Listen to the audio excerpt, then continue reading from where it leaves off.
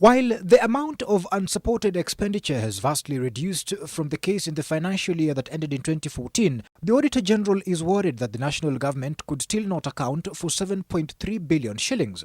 He says there were no documents to support these expenditures and therefore there is no proof that this money was utilized lawfully and effectively. The Department of Agriculture incurred the most unsupported expenditure.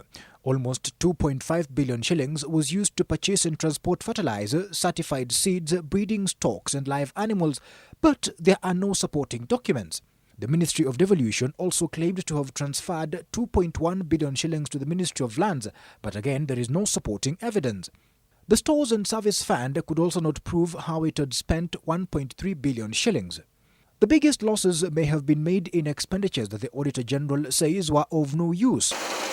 The government incurred expenditure of nearly 14.5 billion shillings, of which value for money could not be established, hence deemed to have been wasted. The Ministry of Interior led here, with the 4.7 billion shillings said to have been wasted, most of it in irregular contracts. The Department of Agriculture is still another culprit here. According to the audit reports, 2.1 billion shillings have been lost in the award of a contract to supply fertilizer. Also included in this is the cost of all the bad maize unfit for consumption being held by the National Cereals and Produce Board. The IEBC also incurred wasteful expenditures of 1.9 billion shillings. So, which instances are these exactly where there was no value for money realized? The State Department for Interior, for instance, used 14 million shillings to train a pilot. That pilot was later discontinued from the service. The presidency paid irregularly to a contractor 90 million Kenya shillings. The State Department for Defense overpriced some goods and services by 145 million shillings. And that is not all. The Ministry of Foreign Affairs is accused of purchasing an office in Kampala for 650 million Kenya shillings. But according to the Auditor General, that office should have cost the government 250 million shillings only.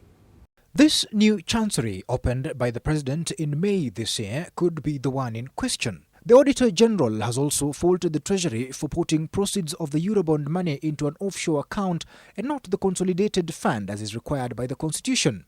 He says he is still investigating how the money was used and accounted for. Treasury is also accused of making questionable payments, one of 349 million shillings to repay a loan to the Kenren Chemical Fertilizer Company for a project which never took off, and another 50 million shillings to the European Widows and Orphans Pension Scheme Fund. Andrew Ochieng, NTV.